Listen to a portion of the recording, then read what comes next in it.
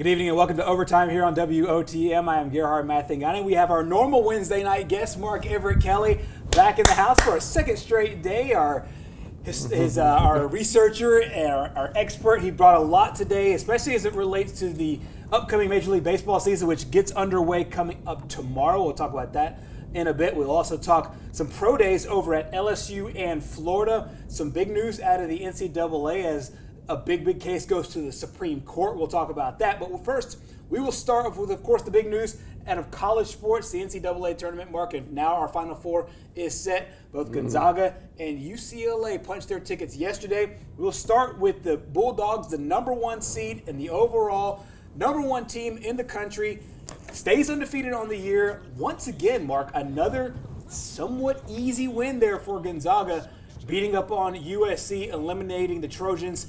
And the Bulldogs are back into the Final Four. What are your thoughts on last night's big game? Yeah, look, I don't think Gonzaga is surprising anybody at this point. They've won, 27 straight games by double figures. It's not like they're sneaking up on anybody. The other thing that they did last night, which kind of went under the radar, is they became the first team in Division I history to have 5 straight 30-win seasons. That's never been done before. Wow. The other thing is that they've set the record for the most aggregate score, highest aggregate score for any team this century. 96. The best, previous best was 90 by 2009 North Carolina. So they are winning impressively. You see their shooting percentages. The worst was 49% a couple games ago, which stood up. They shot over 50% again yesterday, or exactly 50%. And USC was the best two-point defending team in the nation, and Gonzaga was the best two-point shooting team in the nation. Gonzaga stayed the same, shooting around 63%. And you get to see that now they're going to the Final Four. And they get a rematch with UCLA, which is the most successful probably team in college basketball, at least the NCAA tournament history. And they got a little bit of revenge against UCLA. I know they beat them in 2015 to kind of get back for 2006, but that 2006 loss with Adam Morrison, I think really still stings to this program. And now this is like full redemption from them. Not only do they get a chance to beat UCLA again, but they also get a chance to become the first undefeated team in NCAA history since 1976, when Robert Montgomery Knight, as Dick Vitale calls him, led Indiana to a perfect season. One of the things that was said in the post-game show yesterday, and I really agree with that, I think it was Charles Barkley that ended up saying it, that this is a team to me that what I find most impressive about them is the fact that they don't play down to their competition. They play at their speed.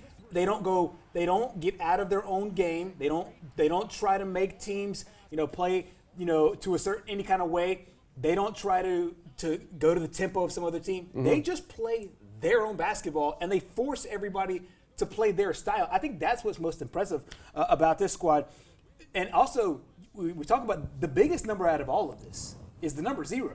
It's the fact that they had this undefeated season. And it feels like, from the outside looking in, from my perspective, that they don't have any pressure.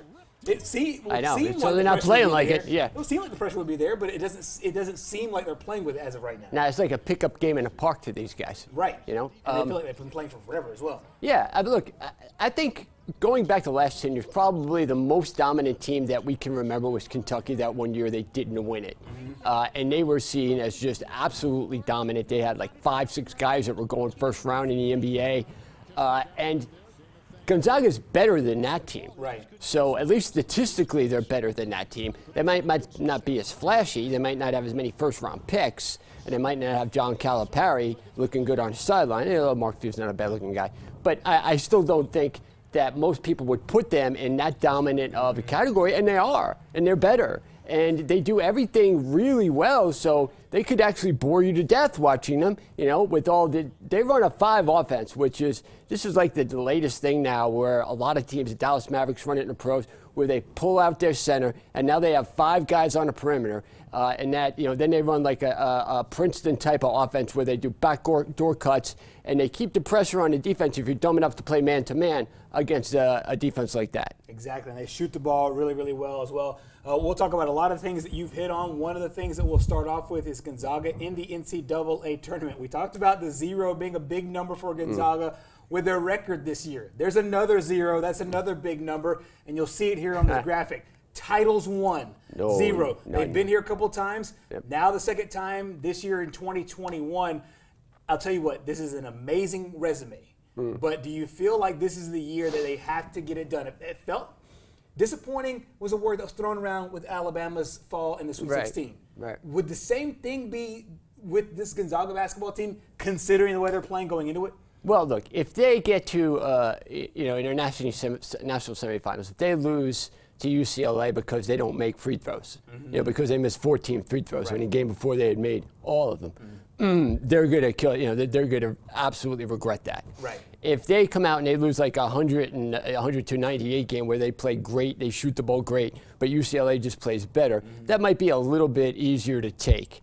If you don't beat yourself, I think that you don't have to live with that regret. But I don't see this team beating themselves. They really don't turn the ball over. Right. Their offensive possessions are so fluid. So one thing, when you watched Alabama the other night, is it was painful kind of to watch how much UCLA took them out of their normal set, and they just didn't look confident. And that's not anything to say that they were lacking. It's just sometimes that happens. Sometimes you get with a team that you haven't seen before, and you don't know how to adjust to them. Gonzaga looks like they pretty much set the tone, and other teams keep adjusting to them.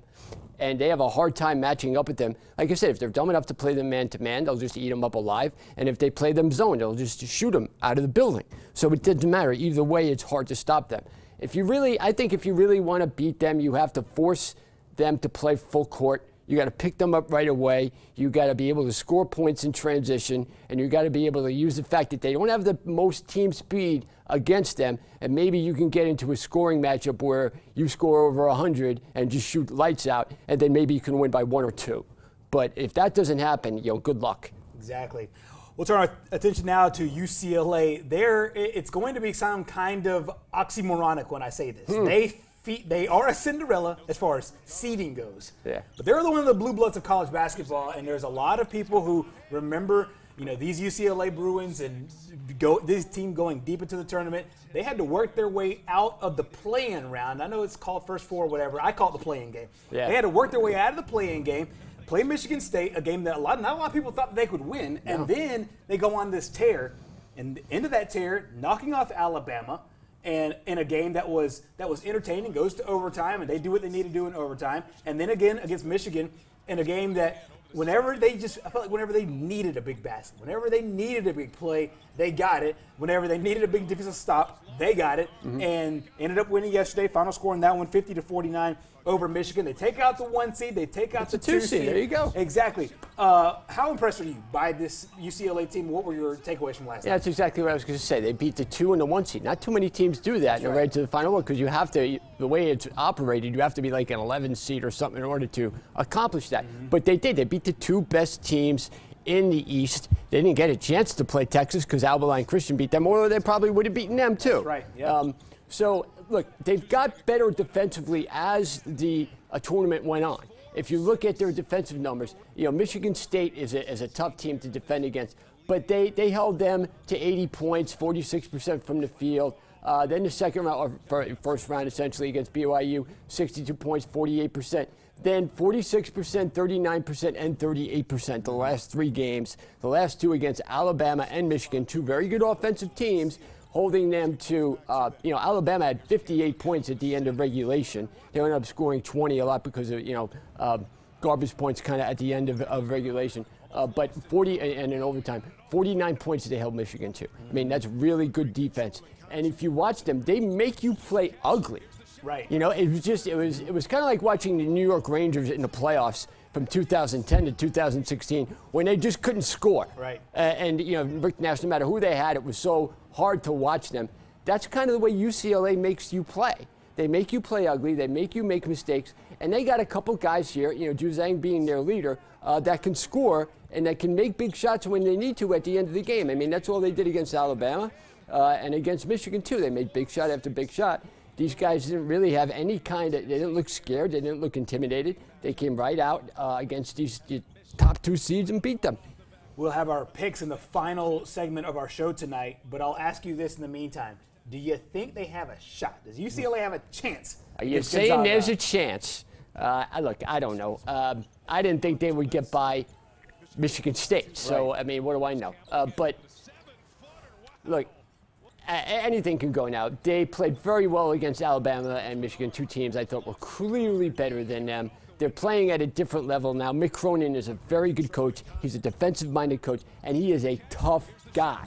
So this guy is not going to let up, and he's not going to, have them taking pictures and selfies of themselves, seeing how much they've accomplished. Mm-hmm. According to him, they haven't accomplished nothing yet. They still need to win 2 more games. And right now, they're in the middle of the mix, okay? If they can beat a 2 and 1 seed, I don't see any reason why they couldn't, it's a tall order against Gonzaga, but hey, stranger things have happened, all right? Villanova beat Georgetown in 1985 when they shot 78% from the field, and they only won by 2 points. Right. So sometimes you can't play a perfect game. It's the crazy nature of the tournament. Another crazy nature of the tournament is the fact that there's always one team that always has to play an extra game because of the first 4. UCLA is that team that now advances to the Final Four with now 5 wins. And you could say that first round game, the first 4 game kind of adds to the momentum of everything. This is the second time now that we've seen it. Shaka Smart and VCU back in 2011 did the same thing. You see the results there. And now with UCLA, I think it makes for an interesting concept, trying to win as many games as possible. This year is obviously a little bit different playing in the bubble, but it's really interesting, I think, kind of storyline to this game. Yeah, I mean, the first 4 team getting to the Final Four is very hard. I mean, you're exhausted in a normal environment where you're traveling cross country maybe. It's a little bit different. So maybe they had an advantage staying in a bubble and getting like 6 days off between the second round and the Sweet 16.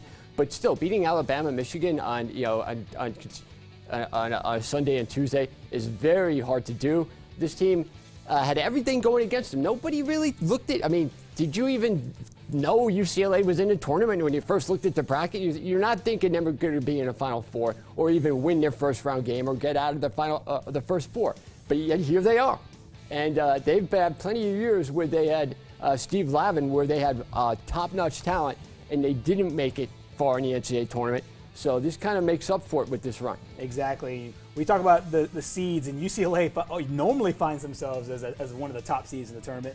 They are now one of the lowest seeds to reach the Final Four, and combined with a lot of other teams now who sit on that 11 line, now UCLA joining the likes of Loyola, VCU, George Mason, and LSU, and you see the Final Four result doesn't really been the way that you would hope for the 11 seeds. Yeah, but the other thing is that, Loyola, Chicago, VCU, George Mason, they were all kind of mid-majors. LSU in '86, I believe they played Louisville. So, Louisville with Purvis Ellison, they just weren't as good. Purvis, they wound up winning the national championship that year.